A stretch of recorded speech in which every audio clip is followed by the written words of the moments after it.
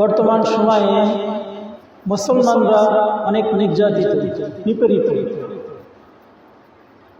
তারা বর্তমান সময়ের ভিতরে দীর্ঘ কয়েক বছর ধরে মুসলমানরা অপমানিত হয়ে আসতেছে, আলেমের শিকার হয়ে তারা মাজলুম হয়েছে।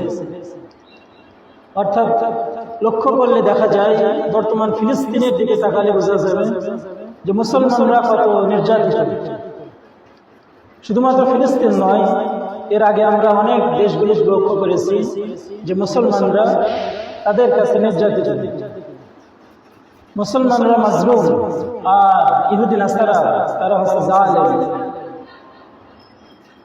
তো এখনো পর্যন্ত মুসলমানদের উপরে তারা আঘাত করতেছে।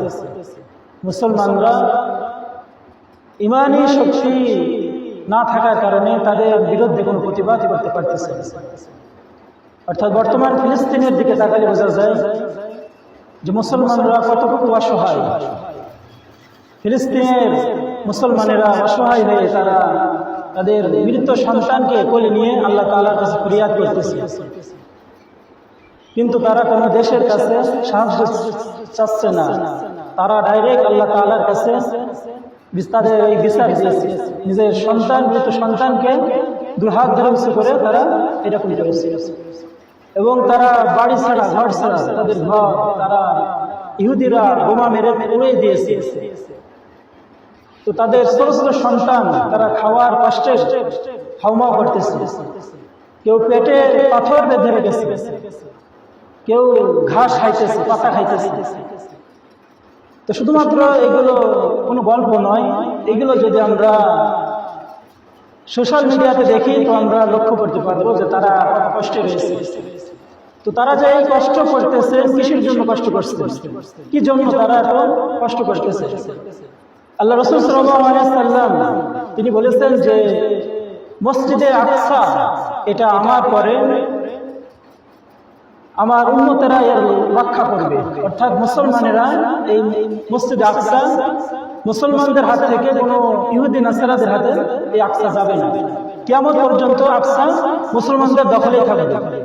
তারা এই মসজিদে আকসাকে নিজের দখলে রাখার জন্য তাদের জীবন পর্যন্ত বিলিয়ে দিবে, কিন্তু মসজিদে আকসাকে তারা কখনো ছেড়ে দিবেন না, কাফেরদের হাতে তারা তুলে দেবেন না। তো আজ দেখা যায় ফিলিস্তিনদের দিকে তাকালে যে তারা মসজিদে আকসাকে রক্ষা করার জন্য তাদের জীবনকে উৎসর্গ করে দিচ্ছে। তারা বন্দুকের সামনে তারা দাঁড়িয়ে নিজের জীবনকে বিলীন করে দিয়েছে। শুধুমাত্র নয়, এমনকি যুবকরাও নাই, অনেক মহিলা, অনেক নারী, অনেক বাচ্চারা পর্যন্ত তারা জালেমের শিকার হয়েছে, তাদেরকে হত্যা করা হয়েছে। তারা 2 রাকাত নামাজ আদায় করে জুমার, এটাও তাদের সম্ভব নয়। তো তারা হলো আমাদের মুসলমান ভাই। আর আল্লাহ রাসূল সাল্লাল্লাহু আলাইহি ওয়াসাল্লাম বলেছেন যে সমস্ত মুসলমানরা হলো একটা দেহ। যদি দেহের কোনো জায়গায় একটা আঘাত লাগে তো সেটা অন্তর পর্যন্ত পৌঁছা যায়, অনুভব করা যায় যে কোন জায়গায় আমার আঘাত লেগেছে। তো এরকম আল্লাহ রাসূল সাল্লাল্লাহু আলাইহি ওয়াসাল্লাম বলেছেন সমস্ত মুসলমান এরা হলো একটা দেহ। দেহের এক প্রান্তে আঘাত লাগলে বোঝা যায় যে কোন প্রান্তে আঘাত লেগেছে। তো আজ যারা মাজলুমের শিকার হয়েছে, জালেমের শিকার হয়ে যারা মাজলুম হয়েছে, তাদেরকে অন্য অন্য মুসলমানরা সাহায্য করতেছেন। তো আল্লাহ তাআলা তাদেরকে রক্ষা করবেন। আল্লাহ তাআলা আবাবিল দিয়ে যেমন তার কাবা শরীফ রক্ষা করেছেন, ওই রকম ভাবে আল্লাহ তাআলা কুদরতি শক্তি দ্বারা তাদেরকে রক্ষা করবেন, যদি না কোনো দেশ তাদেরকে সাহায্যের জন্য এগিয়ে আসে। তো আল্লাহ তাআলা আমাদের যেই ইমানি যে দায়িত্বটা, এই দায়িত্বটা আমাদেরকে পালন করতে হবে।